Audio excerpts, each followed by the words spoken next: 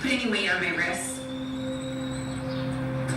Being a nanny, I have to be really picky about my family, about the ages, because I am unable to, it's hard for me to pick up kids because my wrists.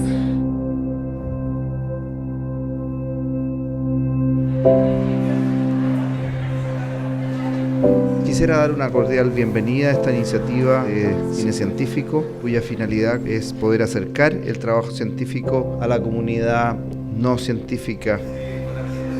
En esta ocasión hemos centrado esta actividad en estas realizaciones cinematográficas que abordan problemas de salud de nuestra población que actualmente nos están impactando fuertemente. Un verdadero honor tener la oportunidad de conversar con estos investigadores sobre temáticas tan relevantes como son la alimentación y las pandemias. Yo quiero agradecer al rector y a Alex porque yo creo que estar difundiendo la ciencia y estar haciéndola desde esta iniciativa me parece muy relevante. Impresiones, comentarios o preguntas que puedan tener, que quieran hacerle a este panel, los invito a hacer preguntas. Quisiera agradecer la instancia, me gustó harto y quizás pueda sonar un poco pesado, pero quisiera saber sus impresiones de los puntos débiles que vieron en el documental, como a nivel metodológico o quizás si nos centramos solo en casos puntuales o de qué manera debemos llevarnos las conclusiones de lo que vimos, porque sí es cierto, vimos quizás 5 casos más o menos, pero ¿qué tanto de esto es como extrapolable a asumir una dieta completamente quizá basada en planta o más sana? Quisiera partir respondiendo a esa pregunta y básicamente comentando que en general el documental tiene como objetivo mostrar de que cambios en la alimentación, de moverla hacia una alimentación mucho más procesada, ricas en azúcar, en componentes, en aditivos, que últimamente, no solamente en países como Norteamérica, como se mostró en el documental, sino que también ha afectado a nuestro país, nos está llevando justamente por nuestro estilo de vida a optar por esas opciones de alimentación que son preparadas básicamente porque ya no tenemos tiempo para cocinar, porque ya no tenemos tiempo para comprar nuestros alimentos y partir haciendo nuestras comidas desde cero. Y eso básicamente cómo estaría afectando nuestra salud y por otra parte, volver a alimentos más naturales y conocer lo que estamos consumiendo puede ayudar a mejorar algunas condiciones de salud. Básicamente, respecto a la pregunta sobre cuáles serían las deficiencias que tiene el documental, una de las cosas importantes que yo creo que es importante enfatizar es que muchas veces se mencionó la dieta, que era una dieta mejor para la parte inflamatoria o cuál era una dieta peor sin especificar mucho a qué se refería este tipo de dieta. Y básicamente yo quisiera aclarar que esto está orientando hacia un estilo de vida en el cual tratemos de movernos más hacia los alimentos naturales y menos hacia los alimentos procesados y básicamente que dependiendo de cada persona, que es individual, va a responder de una manera diferente a este tipo de alimentación. Información científica que se ha realizado en estudios clínicos ha mostrado que ciertos alimentos, como por ejemplo aditivos que están en los alimentos, exceso de azúcares altamente refinados, efectivamente puede tener un impacto en el sistema inmune. Ahora, ¿cómo afecta a cada una de las diferentes enfermedades inflamatorias? Se tiene que evaluar efectivamente caso a caso y persona a persona. Muy interesante el documental, queda muy claro el mensaje, pero mi duda es ¿dónde obtengo yo hoy día información? Porque tengo súper claro reducir el azúcar y todas esas cosas que hablaba, y tengo una familia llena de problemas inmunológicos, es una gama de problemas inmunológicos. Entonces, ¿a dónde acercarse? ¿O qué literatura? ¿De dónde obtengo cuál es la mejor alimentación? Por ejemplo, por decirte un ejemplo, no puedo pedirlo ahora, un celíaco, una persona con pontilosis anquilosante, etc. ¿De dónde saco yo la información para mejorar la alimentación? Es una muy buena pregunta. Bueno, yo trabajo mucho con pacientes y efectivamente me van a ver por patologías que tienen y que les gustaría poder revertirlas desde un punto de vista un poco más natural. Y para mí ha sido un camino bastante largo y no fácil, porque no es como que yo pueda entrar a PubMed y voy a encontrar lo que efectivamente, no sé, unas frutillas en el cuerpo. O sea, no hay mucha información como dura al respecto, porque creo que finalmente desde el punto de vista económico no entrega nada, ¿no es cierto? Son los laboratorios los que también van auspiciando estos estudios. Pero cada vez hay más información. Creo que es un trabajo que tiene que ir haciendo uno como buscando médicos funcionales que tengan libros, y no es que haya un tipo de alimentación que vaya a ser buena para todas las enfermedades autoinmunes. Yo lo que veo mucho en la consulta es que esto es como un traje a la medida. Hay pacientes que reaccionan increíble con una dieta vegana, como hay pacientes que reaccionan increíble con una dieta más paleolítica o con una dieta más keto. Creo que al final el individuo es único en su especie, cada uno es diferente, entonces esta bioquímica no reacciona igual ante todos los tipos de alimentación. Entonces creo que cada vez hay más información, pero hay que ir buscando poco a poco. Estados Unidos va a la vanguardia en esto, sobre todo en la medicina funcional. Cada vez hay más estudios. Y nada, no es como que pudiera decirte aquí lo vas a encontrar, porque no es así. O sea, es una búsqueda como bastante larga.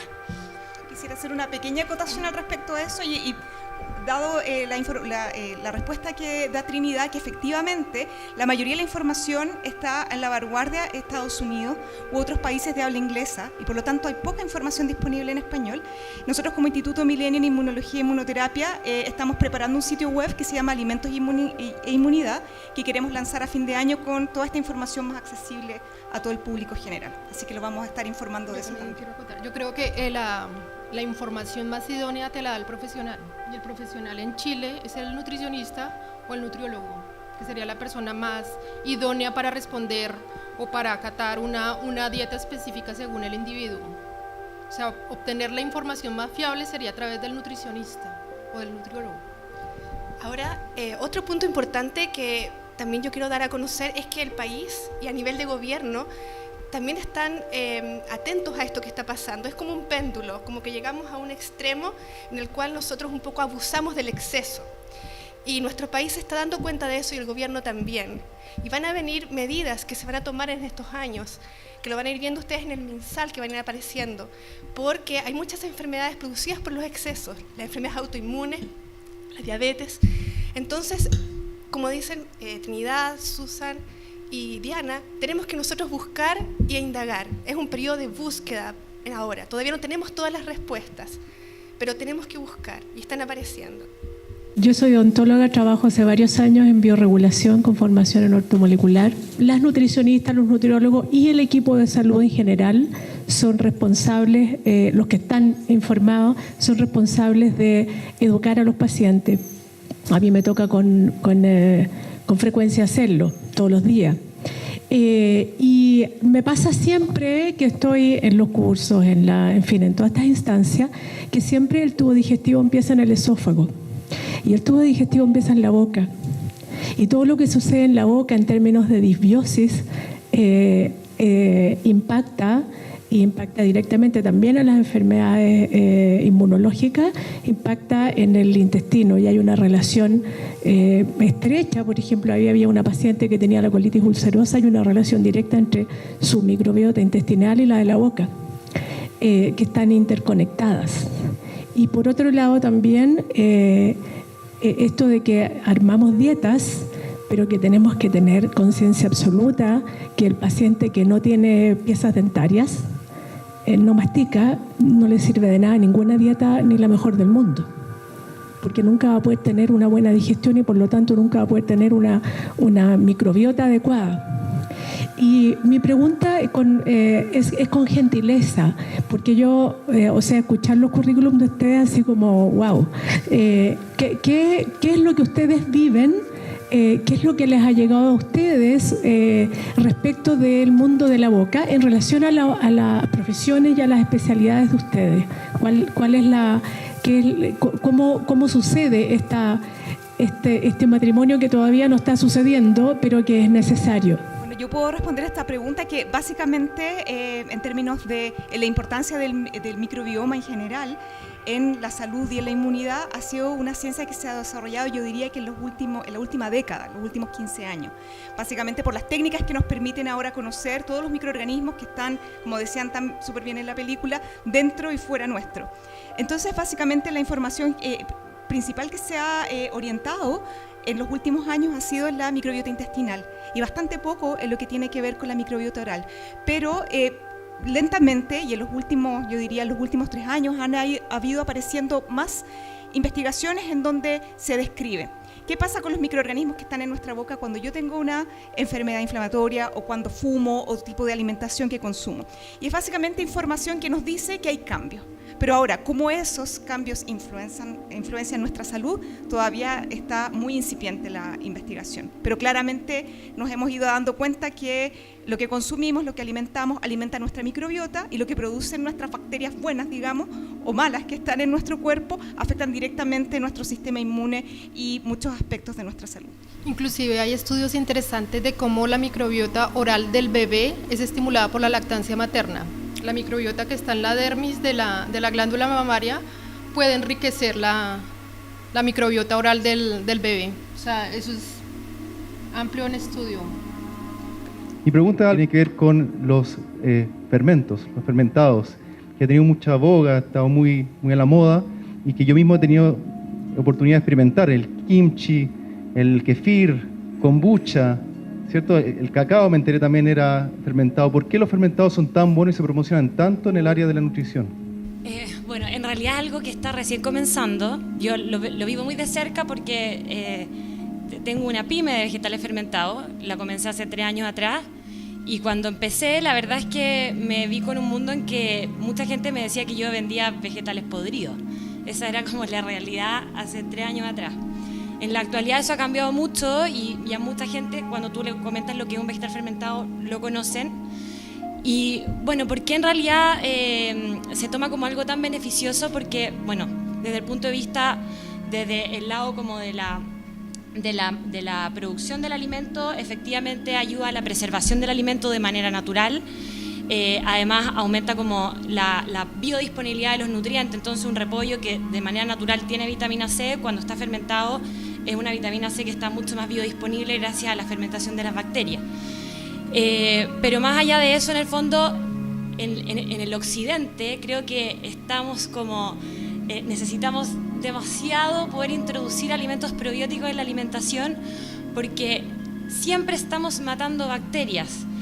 Ya sea por, obviamente, todos los procesados que consumimos, por los niveles de estrés que estamos viviendo, por los antibióticos que tomamos, los antiinflamatorios, el azúcar, el alcohol, etc. O sea, constantemente estamos generando disbiosis a nivel intestinal. Y volviendo un poco atrás para el tema de los edulcorantes, hay estudios que demuestran que los edulcorantes producen disbiosis. Entonces, en el fondo, siempre estamos matando bacterias, pero nunca las reponemos. Y eso va dando espacio a un ambiente tóxico a nivel intestinal, va dando espacio a un ambiente inflamatorio a nivel intestinal, y obviamente eso va afectando al sistema inmunológico y toda esta cadena hacia adentro, ¿no es cierto? Entonces, es ahí donde el vegetal fermentado y los alimentos fermentados tienen un rol súper importante, porque nos van a ir dando en el fondo como esa dosis ya de probióticos que el intestino necesita, ojalá diariamente.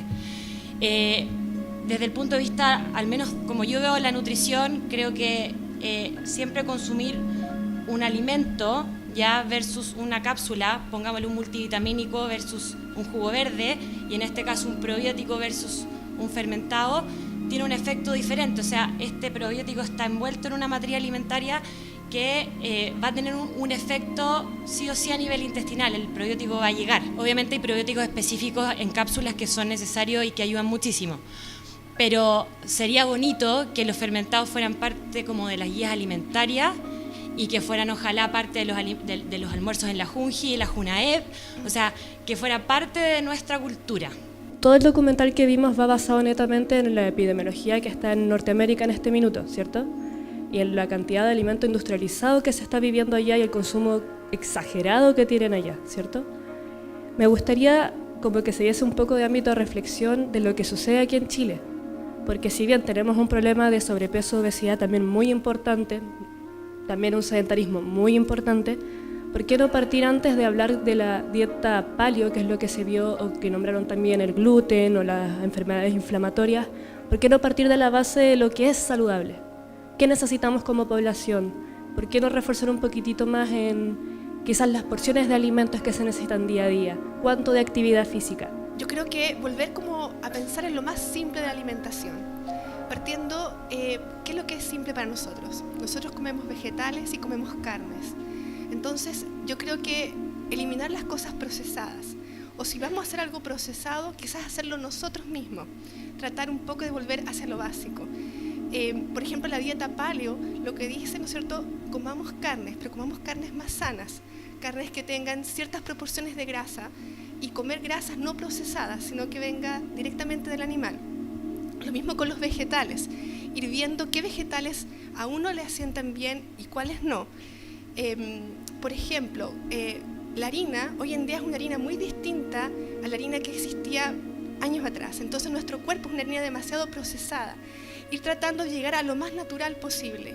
Quizás evitar cosas que tampoco son de acá de nuestro país. Tratar de comer lo que tenemos en nuestro país y en las temporadas que están. Porque la naturaleza es bien sabia. Yo partiría dando ese consejo. Ahora, no es fácil, porque estamos en una sociedad muy distinta, que es mucho más fácil ir al supermercado y comprar lo que ya está listo. Eso es lo más simple. Pero quizás ir haciendo pequeños cambios en nuestra vida vamos a ir mejorando y enseñándole a nuestros hijos a mejorar, porque, bueno, todos quizás han escuchado las noticias que vienen tiempos más difíciles adelante. Entonces, yo creo que de a poco tenemos que ir volviendo a lo más natural. Igual, mira, como sociedad, todo país se tiene que organizar de forma tal que debe brindar una seguridad alimentaria en el término que yo debo, como individuo de esa sociedad, tener derecho a una alimentación sana. Y en este contexto, Chile ha procurado, bajo ciertas instituciones o sociedades de nutrición, hacer recomendaciones.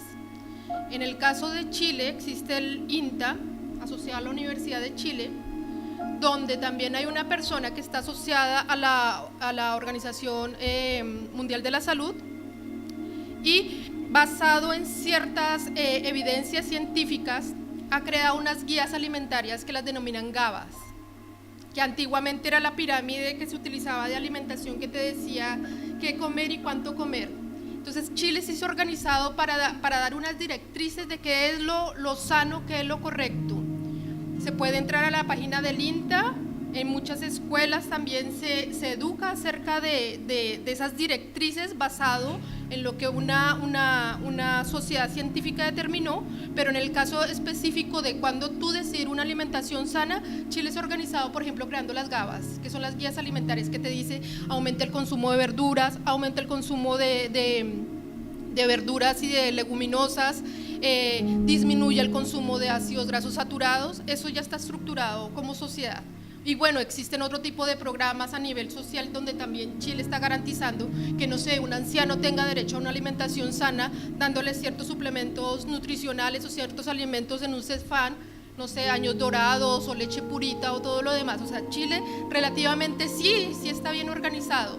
Lo que pasa es que hay condiciones de industria y de cultura que nos llevan a consumir malos productos, porque fisiológicamente comer cosas grasosas y azucaradas producen una respuesta fisiológica de placer, y luchar contra eso es muy difícil. O sea, para el chileno, por ejemplo, es demasiado rico comerse una marraqueta.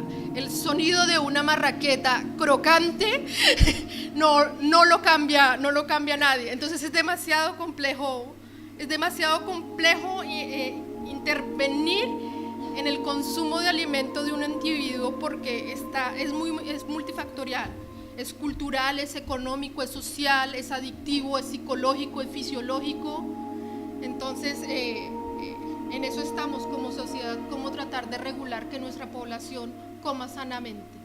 Yo quisiera hacer un comentario adicional, que es muy cierto lo que dijo la espectadora, que quizás lo que estamos viendo en la sociedad norteamericana es una evolución que está un poco más lejos de nuestra sociedad chilena, del punto de vista de que en Estados Unidos ya el cocinar en casa es prácticamente un lujo, y es mucho más barato comprar los alimentos procesados que están, como mostraban en la película, 5x1, por ejemplo, o yo misma he tenido la experiencia de tener que estar en Estados Unidos y con $1 me compro una manzana o me compro una bolsa de papas fritas.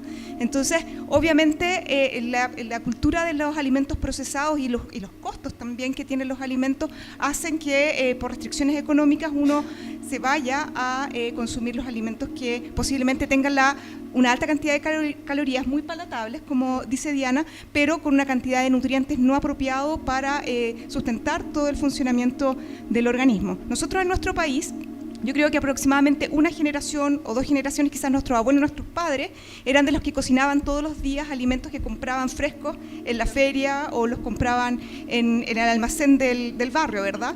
Hoy en día estamos moviéndonos mucho más, y justamente por el estilo de vida, hacia alimentos que son más procesados y que están reduciendo sus costos.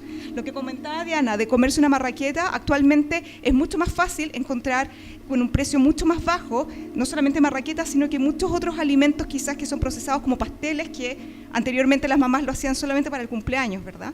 Hoy en día la disponibilidad es mucho más alta, y justamente si no tenemos la conciencia de tratar de mantener un estilo más digamos, natural, de alimentos enteros, y yo cocinar y saber lo que estoy comiendo, nos va a llevar a una sociedad equivalente a lo que está pasando en Estados Unidos con las consecuencias de salud que observamos.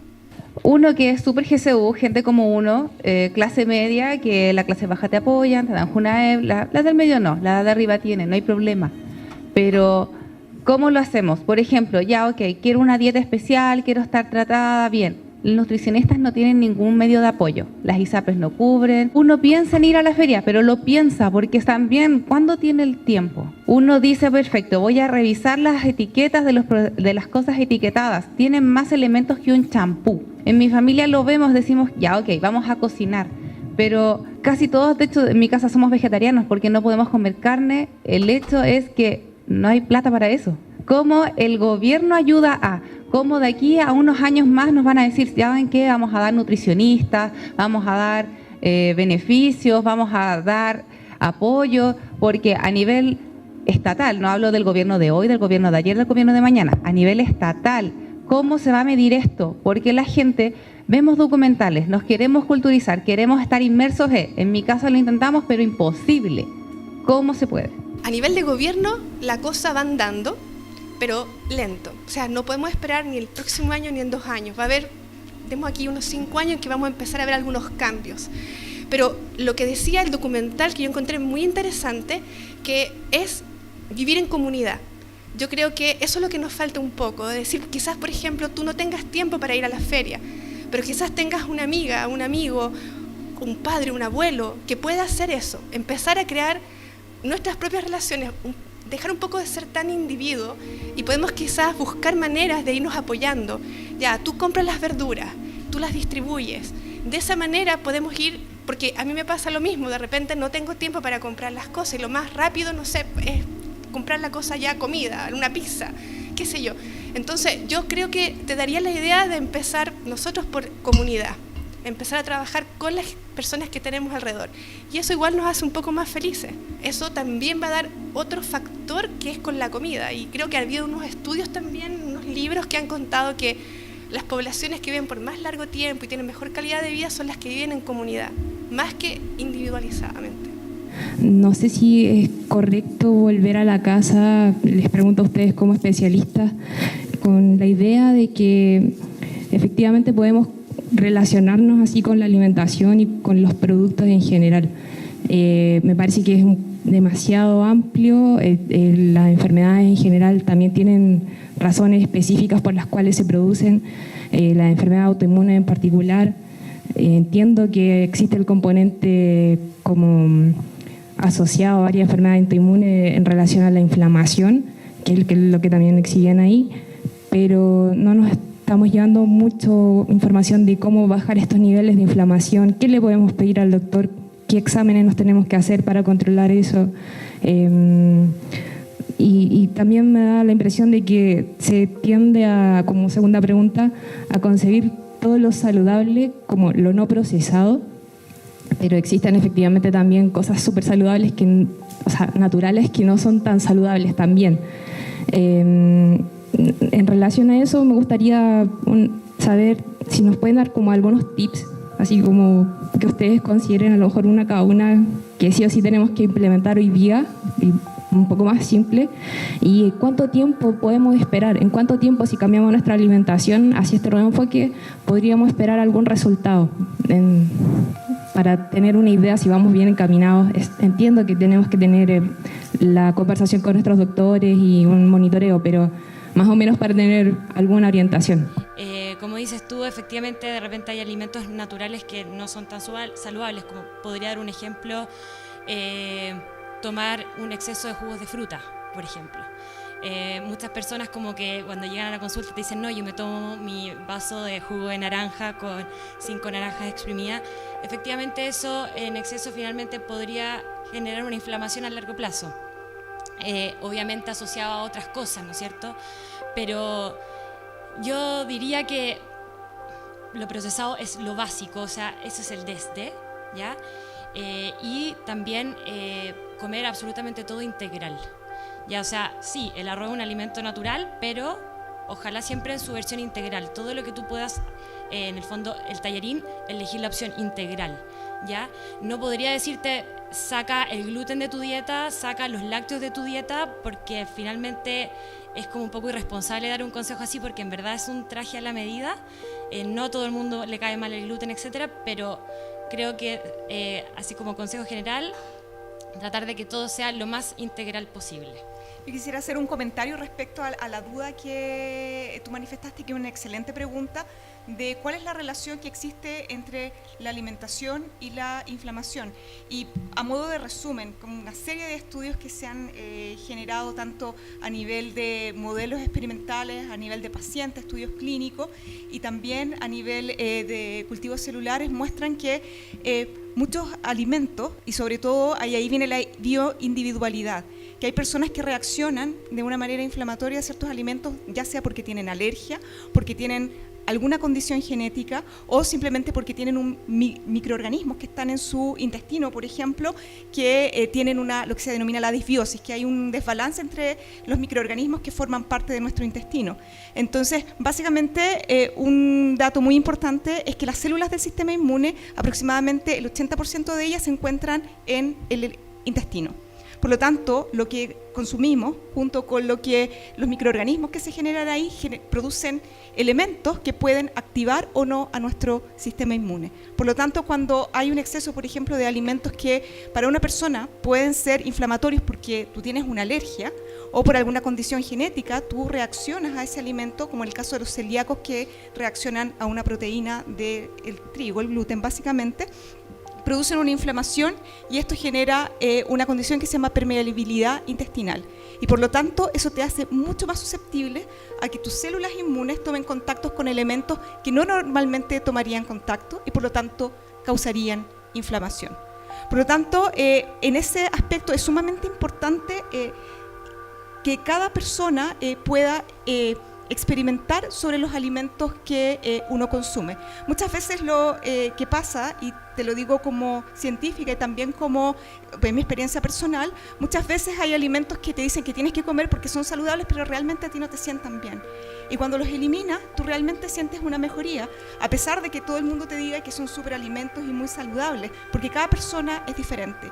Y en ese sentido yo creo que es muy importante tomarse el tiempo de conectarte con tu cuerpo y darte y poder atender las señales que da en términos de que cada vez que como algo me da una jaqueca, me siento mal, tengo dolor de estómago, tengo inflamación, etcétera, y de esa manera ir haciendo una eliminación o integración de alimentos que te permitan hacer una dieta específica para lo que tú necesitas. Yo daría un consejo también con los aceites. Nosotros quizás hemos escuchado que es importante, por ejemplo, no ocupar el aceite 2 veces cuando lo han ocupado para freír. Exacto. Por ejemplo, Susan sabe bastante de los aceites. Por ejemplo, aceite de coco, aceite de palta son buenos para hervir, o sea, para freír. Entonces son aceites que no van a generar compuestos que son tóxicos en nuestro organismo que después no podemos eliminar. Y el otro punto que también es bien importante, que este tema trabajamos bastante nosotros en mi laboratorio, es con el yodo. Nosotros necesitamos comer yodo, es un micronutriente muy importante para poder regular las hormonas tiroideas que manejan todo lo que es nuestro funcionamiento del cuerpo. Y en Chile tenemos la tasa más alta en el mundo de hipotiroidismo. Y esto es porque estamos comiendo un exceso de yodo y probablemente es porque estamos comiendo mucha sal, porque la sal la estamos yodando. Entonces, hacer un mensaje a ustedes para que bajen los niveles de sal, que es importante el yodo, pero tienen que bajar la sal. Estamos comiendo como el doble, ¿no? Estamos, según la encuesta nacional de salud, estamos consumiendo 10 gramos de sal al día y la recomendación son 5. Y ese es como lo máximo. Ahora, el 50% es la sal que uno le añade a la comida, pero el 50% es el reflejo de la sal contenida en productos procesados. Entonces vuelve uno a caer a lo mismo de que el uso o el consumo de alimentos procesados es malo para la salud. O sea, definitivamente eso creo que en lo claro de este panel es que consumir alimentos procesados es dañino para el cuerpo y uno tiene que hacer la autorreflexión como individuo de saber qué es lo sano y qué es lo no sano para el cuerpo. Eso yo creo que instintivamente uno lo sabe como organismo, qué alimentos son sanos y qué alimentos no lo son. Me preguntaba si, como en la película, hay todos esos proyectos de educación respecto a la nutrición y a la alimentación, si habían en Santiago o en Chile si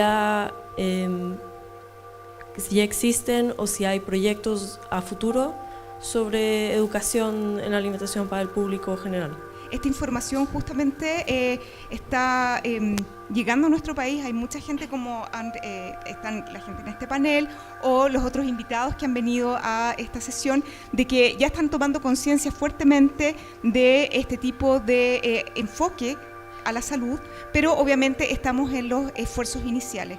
Como Instituto Milenio de Inmunología e Inmunoterapia estamos iniciando estas actividades de difusión, partiendo con este documental. Como les comentaba, vamos a lanzar una página web, prontamente un libro también relacionado con alimentos e inmunidad, y justamente la idea de traer este documental hacia no solamente a todo el público que asistió, sino que también a las autoridades, también a los científicos o a las personas que tienen poder de decisión, digamos, sobre tanto fondos como actividades que podamos realizar. Es importante porque aquí en este documental se mostraron iniciativas muy interesantes, como por ejemplo el enseñar a cocinar en talleres, ir a las cárceles a enseñarles a las mujeres que van a llegar a su familia posteriormente después de haber estado recluidas, con nueva información que la puedan transmitir. Y yo creo que eso es un desafío que tenemos como digamos, generadores de conocimiento y también con la posibilidad de transmitirles esta información.